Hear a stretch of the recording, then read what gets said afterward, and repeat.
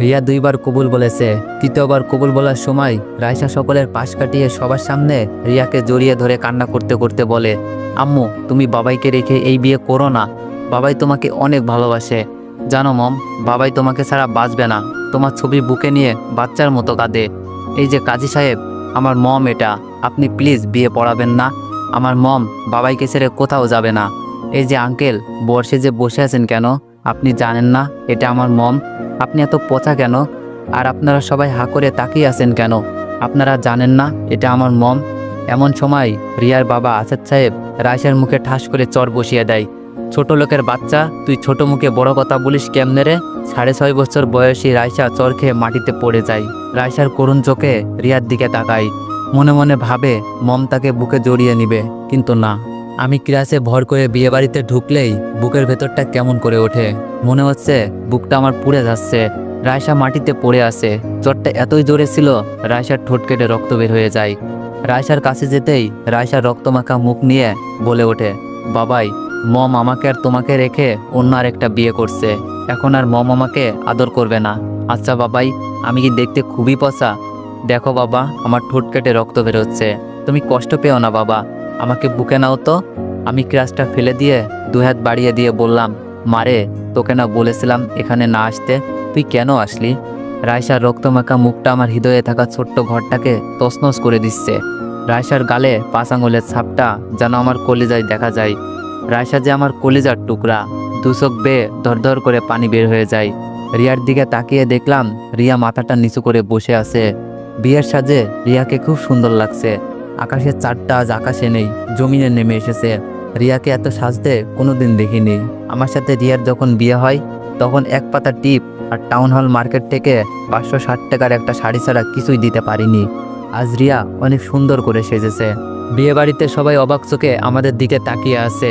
রিয়ার আব্বু বলল, এই রহিম, শরীফ, তোরা কি করছিস? এই ছোট লোকের বাচ্চাটা কিভাবে ঢুকলো? বের করে দে এদের। আমি রাইসাকে বললাম, চলো মা, তোর মায়ের বিয়ে তো শেষ হলো। কি হলো, আপনারা যাবেন নাকি ঘাড় ধাক্কা দিয়ে বের করে দিব? আপনাদের জন্য আমাদের কথা শুনতে হলো। রাইসা বলল, আঙ্কেল, আমার বাবাইকে বকো না।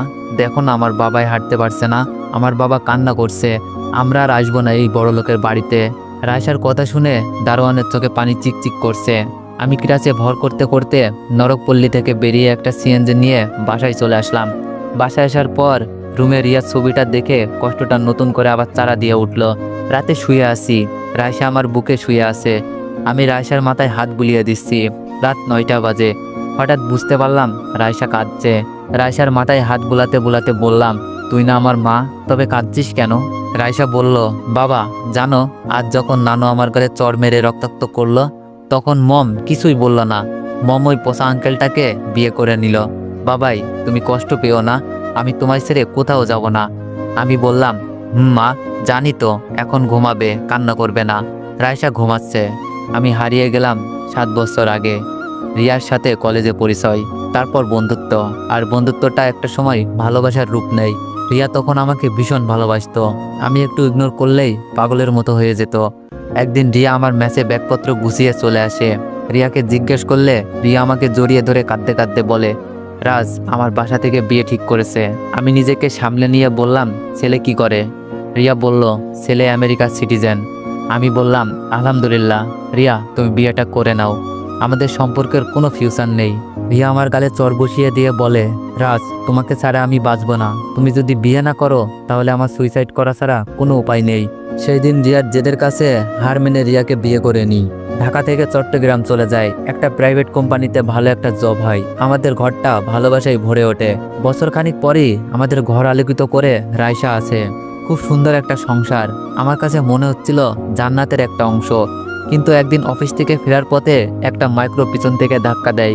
ভাগ্যিস বেঁচে যায়, কিন্তু জীবন থেকে হারিয়ে যায় অনেক কিছু। হসপিটালে প্রায় 6 মাস খানেক ছিলাম। চাকরিটাও চলে যায়। এইদিকে রিয়া আমার দুরবস্থা দেখে প্রাইভেট কোম্পানিতে প্রিয় পদে যোগ দেয়। এইদিকে অ্যাক্সিডেন্টে আমার ডান পাটাও পুরোপুরি নষ্ট হয়ে যায়। রিয়ার রোজগারের উপর প্রায় সম্পূর্ণ নির্ভর হয়ে পড়ি। কিছুদিন পর রাইসার 5ম জন্মবার্ষিকীতে রিয়ার বস জনাব সাইদ সাহেব আসেন। লোকটা এসে রাইসাকে কুলে তুলে নেয়। খুব মিশক একজন মানুষ। মাঝে মাঝেই রিয়ার মুখে তার গুণকীর্তি শুনি। দিনগুলো ভালোই কাটছিল। হঠাৎ একদিন রিয়া ফোন দিয়ে বলল তার আসতে রাত হবে। আমি আর কিছু বললাম না। রাত 9টার দিকে রিয়া বাসায় আসলো। রিয়াকে বললাম, এত রাত পর্যন্ত কি করলে? রিয়া সোজা সাপটা উত্তর দিল, অফিসে কাজ ছিল। আমি বললাম, এত রাত পর্যন্ত কিসের কাজ তোমার? রিয়া বলল, তুমি কিন্তু আমাকে সন্দেহ করছো। আমি বললাম, এটা সন্দেহ না, আমি শুধু জানতে চেয়েছি।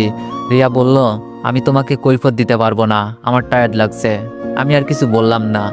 রাতে ঘুমিয়ে গেছি। হঠাৎ ফিস ফিস আওয়াজে ঘুম ভাঙলো। পাশ ফিরে দেখি রিয়া এত রাতে কার সাথে যেন কথা বলছে।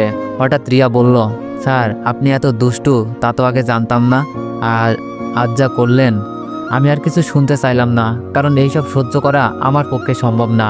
দুহাতে কান ধরে আছি আর মনে মনে বলছি, হায় রে ভালোবাসা। নিমিষেই চোখের কোণে পানি চলে আসলো। নদীতে বর্ষায় যেমন বান আসে, তেমনি আমার চোখে বান এসেছে।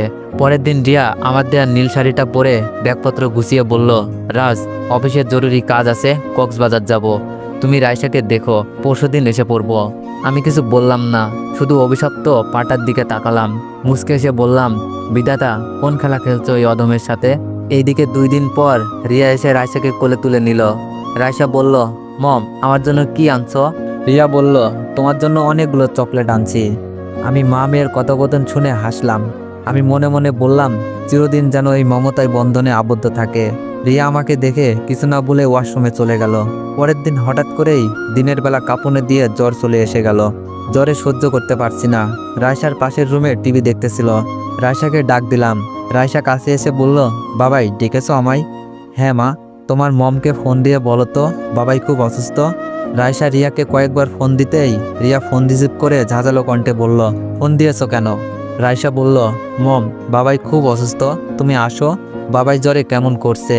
রিয়া বলল, মামুনি, তোমার বাবাইকে বলো ডক্টর দেখাতে, আমার আজ একটা পার্টি আছে। রায়সা ফোনটা কেটে দিল। রায়সা বলল, বাবাই চলো, তোমাকে নিয়ে হসপিটালে যাব।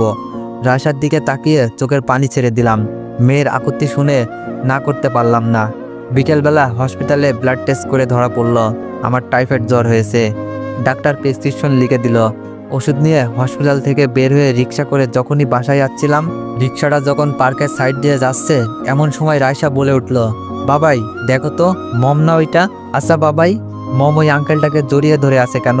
আমি পার্কে তাকিয়ে থমকে গেলাম। মনে হচ্ছে বুকের ভিতরে কেউ যেন পাথর তুলে দিয়েছে। রিয়া এমন কিছু করবে স্বপ্নেও ভাবিনি।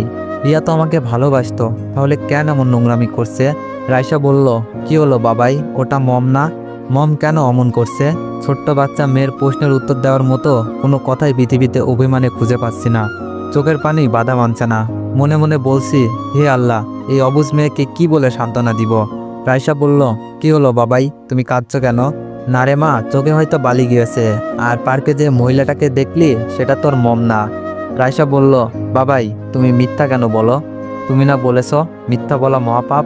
আমি বললাম, আরে পাগলি মেয়ে আমার, এই পৃথিবীতে একটা মানুষের মতো দেখতে হুবহু 7টা মানুষ হয়। রায়সা বলল, ও আচ্ছা। রায়সাকে নিয়ে বাসায় এসে পড়লাম। বাসায় এসে রিয়ার সাথে কাটানো মুহূর্তগুলোর কথা ভাবছি আর চোখের পানি মুছতেছি। রাত 9টা বাজতেছে, এখনো রিয়ার আসার কোনো খবর নেই। এইদিকে জ্বরটাও বেড়ে গেছে। জ্বরের শরীর দিয়ে আগুন বের হচ্ছে। রায়সা ছোট্ট মেয়ে, বারবার মাথায় জলপট্টি দিয়ে দিচ্ছে আর মাঝে মাঝে বলছে, বাবাই এখন কেমন লাগছে? আমি মুখের কোণে হাসি ফুটিয়ে বলছি, মা এখন অনেক ভালো লাগছে, তুমি ঘুমাও। রায়সা আবার মাথায় হাত দিয়ে দেখে জ্বরে গা পুড়ে যাচ্ছে। রায়সা বলল, বাবাই তোমায় না বলেছি মিথ্যা বলবে না, তোমার তো অনেক জ্বর। আমি জলপট্টি দিয়ে দিচ্ছি। জলপট্টি দিতে গিয়ে রায়সার চোখে ঘুম এসে যায়। রায়সা ঝুমোতে ঝুমোতে আমার বুকে পড়ে যায়। আমি রায়সার মাথায় হাত বুলাতে থাকি। হঠাৎ কলিং বেলটা বেজে উঠল। কলিং বেলটা বাজার সাথে সাথে রায়সার ঘুম ভেঙে যায়। রায়সা ঘুম থেকে উঠে দৌড়ে দরজার দিকে যায়। দরজা খুলতেই রিয়াকে বলল, মামুনি, বাবাইয়ের শরীরে অনেক জ্বর, গা পুড়ে যাচ্ছে। রিয়া কোনো কথা বলছে না। রায়সা খেয়াল করলো রিয়া তার সাইপ আঙ্কেলকে ধরে আছে। রিয়া ঠিক মতো দাঁড়াতেও পারছে না। রায়সা দরজা থেকে সরে দাঁড়ালো। সজীব সাহেব রিয়াকে রুমে রেখে চলে গেল। আমি বুঝতে পারলাম রিয়া পার্টি থেকে ড্রিঙ্কস করে এসেছে। রায়সা আমার পাশে এসে শুয়ে পড়ল। কিছুক্ষণ পর রায়সার কান্নার আওয়াজ পেয়ে বললাম, কি হলো, মহারানী কাঁদছে কেন? রায়সা আমাকে জড়িয়ে ধরে বলল, বাবাই তুমি আমাকে রেখে কোথাও যেও না। জানো বাবাই, মম এখন আমাকে আর আগের মতো আদর করে না। রায়সার কপালে চুমু দিয়ে বললাম, মারে তোকে রেখে তোর বাবাই কোথাও যাবে না। পরের দিন সকালে রিয়া যখন ঘুম থেকে উঠলো, আমি ক্লাসে ভর করে রিয়ার সামনে গিয়ে দাঁড়িয়ে বললাম, রিয়া তোমাকে কিছু বলতে চাই। রিয়া বলল, হ্যাঁ বলো। আমি বললাম, কাল কোথায় ছিলে? রিয়া বলল, কেন অফিসে? আমি বললাম, অফিসে এত রাত পর্যন্ত? আচ্ছা তোমার বস কি তোমাকে নিয়ে অফিস করে আর কাউকে রাখে না? রিয়া বলল, রাজ কি বলতে চাচ্ছ? আমি বললাম, যা সত্য তাই বললাম। অফিসের বসের সাথে ড্রিঙ্কস করে বাসায় ফেরাটা অবশ্যই অফিস না। আমার ভাবতেও অবাক লাগছে, আমার ভাবতেও লজ্জা লাগছে। ঘরে মেয়ে রেখে এইসব নোংরামি না করলে হয় না? ঠাস করে রিয়া আমার গালে চর বসিয়ে দিয়ে বলল, ছোট লোক, তোর কিভাবে সাহস হয় নোংরা কথা বলতে? আমার জীবনে সবচেয়ে বড় ভুল তোর মতো ছোট লোককে বিয়ে করা। কি আছে তোর, ল্যাংড়া, ঠিক মতো দাঁড়াতেও পারিস না। পৃথিবীতে টাকা ছাড়া চলা যায় না, বুঝলি? আমি বাবার সাথে কথা বলেছি, আমি তোর সাথে থাকতে পারবো না। আমি বললাম, সত্যিই তো, কেন থাকবে? আমার না আছে অর্থ, না আছে স্বাভাবিক একটা জীবন, ঠিক মতো দাঁড়াতেও পারি না। এমন সময় রাইসা এসে বলল, মম তুমি বাবাইকে চড় মারলে কেন? রিয়া বলল, রাইসা মামুনি তুমি যাও তো এখান থেকে। রাইসা বলল, না যাব না, তুমি আগে বলো বাবাইকে কেন মারলে? রিয়া বলল, তোমার বাবা পচা কথা বলেছে। রাইসা বলল, না আমার বাবা ভালো, তুমি পচা, তুমি বাবাইকে আর মারবে না, মারলে তোমাকে বকা দিব। রিয়া বলল, তোর পাখনা গজাইছে, ছোট লোকটার সাথে থেকে থেকে তুইও এমন হয়েছিস।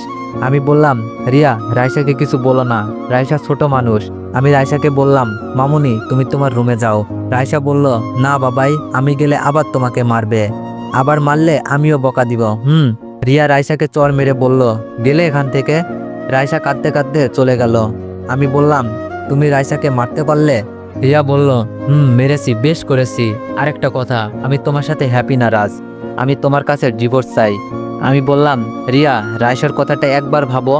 রিয়া বলল, সরি, আমি কোনো ল্যাংড়ার সাথে থাকতে পারবো না। আর বাবা বলেছে রাইসাকে তুমি না পালতে পারলে কোনো এতিমখানায় দিয়ে দিবে, এতে যা খরচ লাগবে সব বাবা দিবে। সো রাইসাকে নিয়ে চিন্তা করতে হবে না। রিয়ার মুখে এমন কথা শুনে বুকটা কেঁপে উঠল। ঠাস করে চর বসিয়ে দিলাম।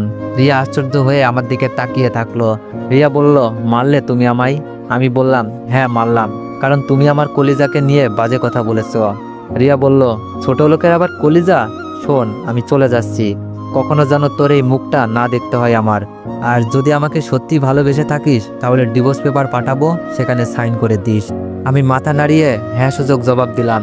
রিয়া তার সবকিছু নিয়ে বাসা থেকে বের হচ্ছে। এমন সময় রাইসা দরজার সামনে দাঁড়িয়ে বলল, মম তুমি কোথায় যাচ্ছ? রিয়া বলল, কে তোর মম? রাইসা বলল, মম মজা করো না তো, তুমি আমার মম, বাবার সাথে রাগ করো না, বাবাই তোমাকে অনেক ভালোবাসে। জানো মম, তুমি যখন অফিসে থাকো বাবাই তখন তোমার ছবি বুকে নিয়ে শুয়ে থাকে। রিয়া বলল, রাইসা সরো, আমার যেতে হবে। রাইসা বলল, না আমি সরবো না। মম তুমি যেও না। যত সব ছোট লোকের বাচ্চা বলে রাইসাকে ধাক্কা দিয়ে সরিয়ে রিয়া বের হয়ে গেল। বাসার নিচে তাকিয়ে দেখি সাহিব সাহেব দাঁড়িয়ে আছে। বুঝতে বাকি রইল না, রিয়া এখন সাহিব সাহেবের প্রেমে অন্ধ। আর অন্ধ হবেই না কেন, একটা ল্যাংড়ার সংসার করতে কে চাই? রাইসার দিকে তাকিয়ে দেখি রাইসার কপাল কেটে গেছে। রাইসার কপালে রক্ত দেখে বুকটা ফেটে যাচ্ছে। রাইসাকে বুকে নিয়ে হাউমাউ করে কাঁদছি। এইদিকে রিয়া চলে গেল। রাইসা মাঝরাতে ঘুম থেকে উঠে মা মা করে চিৎকার দিয়ে ওঠে। রিয়াকে আমি কিছুতেই ভুলতে পারছি না। রিয়া চলে যাওয়ার 2 দিন পরই ডিভোর্স লেটার পাঠাই। ডিভোর্স লেটার সই করার সময় চোখের পানিতে ডিভোর্স লেটার ভিজে যায়। সেই দিন রাতে রাইসাকে বুকে নিয়ে অনেক কান্না করি। এইদিকে প্রায় 15 দিন পরেই খবর পাই রিয়ার সাথে সাহিব সাহেবের বিয়ে। বিয়ের কথাটা শুনেই বুকের ভেতর চিনচিনে ব্যথা করতে লাগে। রাতে যখন রিয়ার ছবি বুকে নিয়ে কাঁদছি, এমন সময় রাইসা দেখে ফেলে। পরের দিন সকালে রাইসা বলে, বাবাই নামাজ পড়ার জন্য ওযু কিভাবে করতে হয় আমাকে শিখাবা? আমি বললাম, কেন মা? রাইসা বলল, ওহ বলো তো শিখাবা কিনা। আমি বললাম, আচ্ছা। রাইসা বলল, চলো তাহলে। রাইসাকে যেমন যেমন বললাম তেমন তেমন করে ওযু করে নিল। রাইসা বলল, আচ্ছা বাবাই, আল্লাহ নাকি সবার কথা শুনে, তাহলে আমার কথা শুনবে? আমি বললাম, মা, তিনি যে দয়ার ভান্ডার, সবার কথাই শোনে। রাইসা বলল, আচ্ছা বাবাই, আমি যদি আল্লাহকে বলি, আল্লাহ তুমি আমার বাবাইকে কষ্ট দিও না, মমকে আমাদের মাঝে আবার এনে দাও, তুমি দেখো না আমার বাবাই মমের ছবি বুকে নিয়ে কাঁদে, শুনবে তো বাবাই? রাইসাকে বুকের সাথে জড়িয়ে ধরলাম। আমি কি বলবো, বাকরুদ্ধ হয়ে গেছি। রাইসা নামাজ পড়ে মোনাজাতে সবকিছু বলল। আমি তাকিয়ে তাকিয়ে চোখের জল ফেলছি। হঠাৎ রিয়ার বিয়ের কথা শুনে রাইসা বায়না ধরল। পরে রাইসাকে বিয়ে বাড়িতে নিলে যেসব ঘটনা ঘটে তা তো শুনলেনই। পরের দিন অটো করে রাইসাকে নিয়ে যখন স্কুলে যায় তখন একটা সিএনজি অটোকে ধাক্কা দেয়। তো এভরিওয়ান, নেক্সট পার্ট খুব শীঘ্রই আসবে।